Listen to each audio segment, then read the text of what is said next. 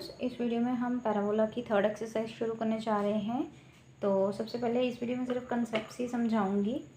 तो आर्टिकल ऐसा इतना इंपॉर्टेंट है नहीं। Condition of tangency, point of intersection है सबसे पहले। तो इंटरसेक्शन किसका, एक लाइन दी हो और पैराबोला दिया हो, तो हमें लाइन के इंटरसेक्टिंग पॉइंट्स निकालने हैं विद द पैराबोला। तो हम कैसे निकालेंगे इंटरसेक्टिंग, मतलब जहाँ पैराबोला लाइन जो है वो पैराबोला को कट करती है, तो वो जो कॉमन पॉइंट्स होते हैं उनको इंटरसेक्टिंग पॉइंट्स बोला जाता है। तो इंटरसेक्टिंग पॉइंट्स किस तरह से निकाले जाते हैं, लाइन को उठा के पैराबोला में पुट कर देना है। मतलब लाइन की इक्वेशन से y की वैल्यू जो है उसको पकड़ के जो पैराबोला का y है उसमें पुट कर दूंगी। तो उस इक्वेशन को जब मैं सॉल्व करूँगी तो वो क्वाड्रेटिक बन जाएगी x में। तो x में क्वाड्रेटिक है, तो मतलब क्वाड्रेटिक इक्वेशन जो 9th क्लास में जैसे हम रूट्स निकालते थे x के minus b plus minus under root करके, तो उस फॉर्मूले से x की वैल्यूज़ निकाल लेंगे, मतलब फैक्टर्स निकाल लेंगे। जो रूट्स आएंगे वो इंटरसेक्टिंग पॉइंट्स लेके आएंगे, x की जो वैल्यू है उसको यहाँ पुट कर देंगे तो y की वैल्यू आ जाएगी। ठीक है, ऐसा इतना कुछ खास इंपॉर्टेंट है नहीं, लेकिन बेसिक है, बिल्कुल आपको आना ही चाहिए इंटरसेक्टिंग पॉइंट्स किस तरह से निकाले जाते हैं। ठीक है, नेक्स्ट है हमारे पास condition of tangency. Condition of tangency का मतलब है अगर एक लाइन पैराबोला पे टेंजेंट बना रही है, टेंजेंट मतलब सिर्फ टच करके जा रही है, तो सबसे पहली बात तो अगर पैराबोला है और उस पर एक पॉइंट पे ये टच करके आगे की ओर लाइन जा रही है, उसकी कंडीशन क्या होगी, पहले तो लाइन पैराबोला को इंटरसेक्ट नहीं करेगी, सिर्फ टच करके जाएगी। तो इसको उठा के y को उठा के यहाँ पे पुट कर दूंगी, तो ये इक्वेशन इस तरह से क्वाड्रेटिक बन गई। अब x क्वाड्रेटिक है, x में क्वाड्रेटिक है तो इसके दो रूट्स आएंगे, क्योंकि क्वाड्रेटिक इक्वेशन की पावर 2 है, 2 है तो मतलब दो रूट्स आएंगे। अब दो रूट्स जो आएंगे वो टेंजेंट तभी बना पाएंगे, देखो अगर ये लाइन अंदर से निकल के जाती तो इसके दो डिफरेंट रूट्स आते, ठीक है, जिससे दो डिफरेंट पॉइंट आते। लेकिन क्योंकि हमें टेंजेंट की कंडीशन बतानी है, तो इसका मतलब हम लाइन इंटरसेक्ट करके नहीं, सिर्फ टच करके जा रही है। सिर्फ टच करके जाएगी तो दो सेम पॉइंट्स आएंगे, मतलब x के जो दो रूट्स आएंगे वो सेम होंगे। सेम मतलब जैसे x क्वाड्रेटिक इक्वेशन सॉल्व की, x के जो रूट्स निकाले वो मेरे पास क्या है, बार बार जैसे 2 2, ठीक है, तो दो सेम रूट्स आएंगे।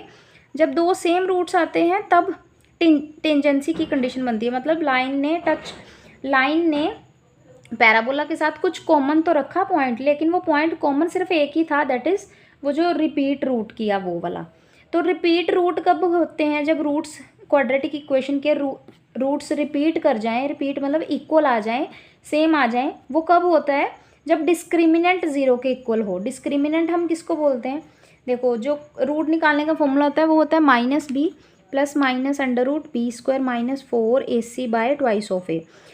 तो ये प्लस माइनस अगर डिफरेंट हो, कुछ डिफरेंट ऐड हो रहा है, कुछ डिफरेंट ही सब्ट्रैक्ट हो रहा है, मतलब ग्रेटर देन 0 वाली टर्म, तब इस चीज़ का इफेक्ट पड़ेगा कि दो अलग अलग रूट्स आएंगे। पर अगर रूट्स सेम लेके आने हैं तो ये जो अंडर रूट वाली वैल्यू है इसको 0 होना पड़ेगा। तो इसीलिए हम बोलते हैं कि डिस्क्रिमिनेंट मतलब बी स्क्वायर माइनस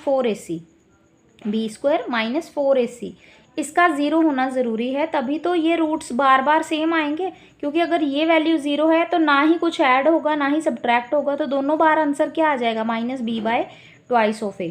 तो डिस्क्रिमिनेंट 0 होना मतलब बी स्क्वायर मतलब x का जो कोफिशेंट है पूरा का पूरा ये b है, 2 ब्रैकेट वाली सारी चीज़, तो बी स्क्वायर माइनस 4a मतलब m स्क्वायर, c मतलब c स्क्वायर। तो बी स्क्वायर माइनस 4ac का फॉर्मूला। अब इसको ज़रा थोड़ा बहुत सॉल्व किया, तो यहाँ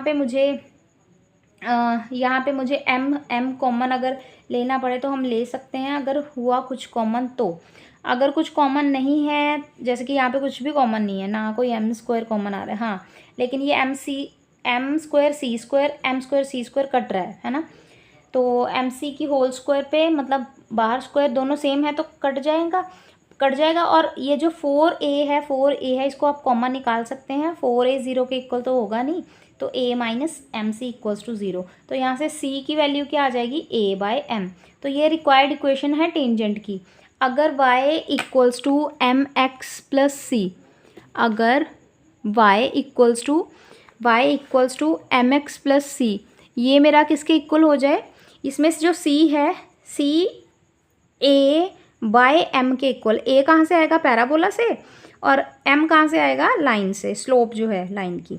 c अगर a/m के इक्वल हो जाए तब मेरी लाइन क्या बन जाती है, टेंजेंट बन जाती है। तो ये कंडीशन टेंजेंसी की, m² c² कट गया, 4a को कॉमन निकाल के दूसरी साइड भेज दिया, अंदर बच गया a माइनस mc। तो c की वैल्यू क्या आ गई, a/m, which is required condition of tangency. तो इसी c की वैल्यू को मैं ऊपर c वाली जगह पे पुट कर दूंगी तो ये मेरी टेंजेंट की इक्वेशन आ जाएगी, y = mx + a/m।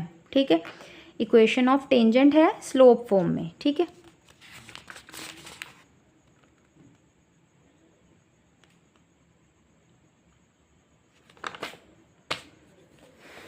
इसके बाद इंटरसेक्टिंग पॉइंट, वो जो टेंजेंट के कॉमन पॉइंट्स हैं उनको भी आपको इसको लर्न ही रखना है। वैसे तो c की जो वैल्यू है उसको उठा के मैंने पीछे जहाँ पे क्वाड्रेटिक इक्वेशन बनी थी वहाँ पे पुट कर दिया है।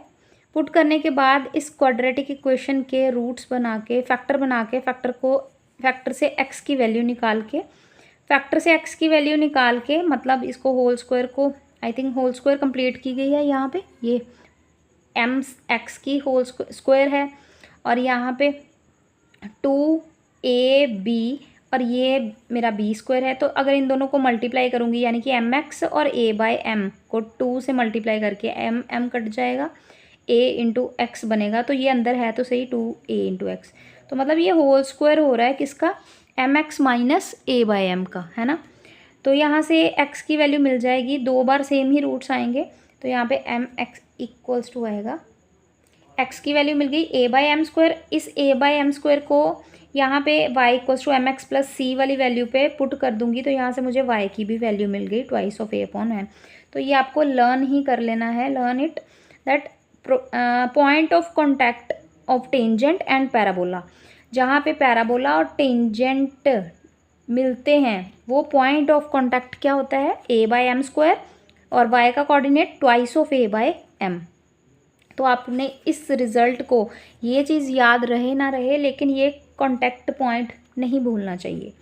ठीक है, इसके बाद नेक्स्ट सेम, अगर लाइन की कंडीशन, लाइन जो है वो स्लोप फॉर्म में ना होके जनरल फॉर्म में हो, जैसे कि lx + my और +n = 0, तब लाइन टेंजेंट होगी पैराबोला पे। सबसे पहले पैराबोला की इक्वेशन लिखी, ठीक है, पैराबोला की इक्वेशन लिखी, लाइन की इक्वेशन लिखी, मुझे पता है ये इसको टच करेगी लाइन, तो क्या कंडीशन होगी। पहले मैंने पैराबोला पे x1 y1 पे टेंजेंट, वो पॉइंट ले लिया जहाँ पे टेंजेंट है, टेंजेंट की इक्वेशन लिखी, जहाँ जहाँ पे y² दिखे वहाँ y1 कर देना, रूल है ना ये पिछली एक्सरसाइज का, और जहाँ पे 4ax दिखे x + x1/2 कर देना, तो 2 और 4 कट के 2 of a हो गया।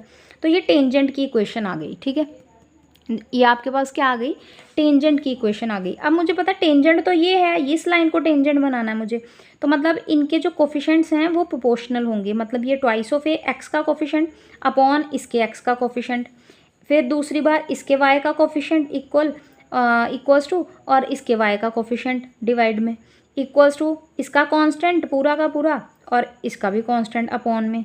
तो अब यहाँ से मुझे x1, 2 को इक्वेट कर लो, इसको और इसको इक्वेट कर लो और इसको इक्वेट कर लो। इन दोनों को क्यों नहीं इक्वेट किया, क्योंकि मुझे x1 को y1 की टर्म में थोड़ी निकालना है, हमें तो x1 को कांस्टेंट्स की फॉर्म में निकालना है, इसीलिए फर्स्ट और लास्ट, सेकंड और फर्स्ट को कंपेयर किया। इक्वेट करने के बाद x1 और y1 की वैल्यू निकाली। x1 और y1 ही क्यों, क्योंकि यही वो पॉइंट्स हैं जिनको मैंने खुद लेट किया था कि ये पॉइंट्स x1 y1 वो पॉइंट्स हैं मेरे जिन